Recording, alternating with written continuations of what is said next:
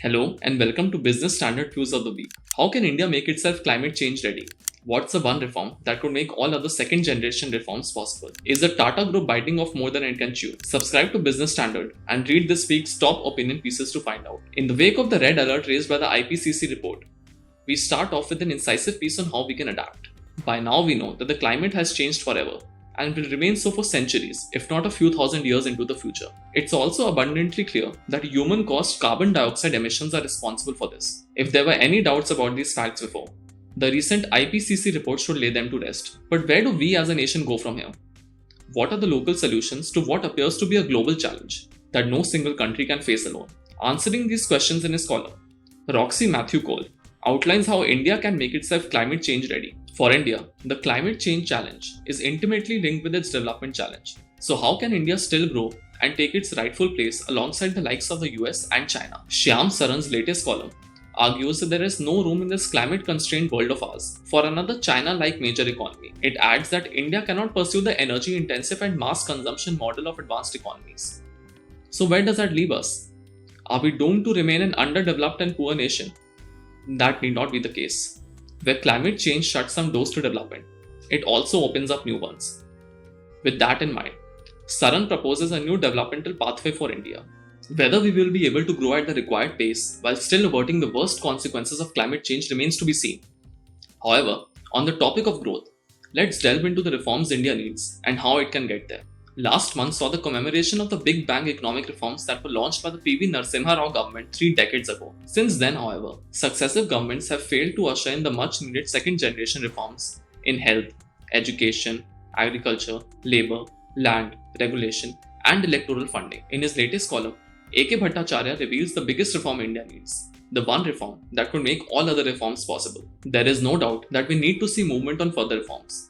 However, we are still capable of achieving a great deal economically under the present circumstances. In fact, it is possible that India could finally be entering a period of sustained 7% plus economic growth. In his latest column, Akash Prakash identifies the sector that could drive this growth. He also highlights the 3 factors that have led him to come around to a more bullish view on the economy. Last but not the least, Prakash reveals how the economy can finally get the stimulus that the government has been unable to provide. That's not the only good news on the economic front. There are other developments in the offing that could provide a boost to India's fortunes. To be specific, the government is preparing a 6 trillion rupee asset monetization plan that will comprise a range of assets, including national highways. Needless to say, there will be many challenges involved. While listing them out, Business Standard also lays down the manner in which the government can use the resources thus raised to start off a virtuous cycle. Whatever its eventual outcome, there's no doubt that the government's asset monetization plan is very ambitious. Speaking of ambition, there's no doubt that the Tata Group is on a roll, but has it bitten off more than it can chew in trying to take on global giants such as Samsung, Tesla, Amazon, and Walmart all at once on their turfs of dominance? And what's at play behind the sweeping range of its recent initiatives? From wanting to acquire Air India to making electronic chips. Answering these questions, T.N. Neenan's latest column analyzes the group's chances of succeeding in its many ambitions. Next, we move on to what's happening in the markets. A rising tide is lifting all boats in the markets. The Nifty and the Sensex have hit record levels, and the primary market is buzzing. All in all, the water looks good. But before investors and traders dive in deeper, Business Standard dishes out advice that they would do well to consider. We bring this episode of BS Views to a close with a thought-provoking piece on the fate of a neighboring country. With the speedy Taliban conquest looking inevitable, Afghanistan is dominating global news headlines and commentary for a week or two. Most of the commentary and debate, however, is about what it means to other countries, from the US to India to China and of course Pakistan. Very little time and emotion are being invested in those to whom it matters the most.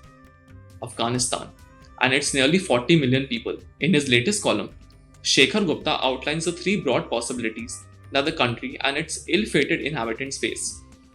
In doing so, Gupta also provides an interesting history lesson about Afghanistan. If you like this video, share it and subscribe to Business Standard. For more news, views and insights, log on to www.business-standard.com. Do also follow us on YouTube, Twitter, Facebook, Instagram, Telegram and LinkedIn.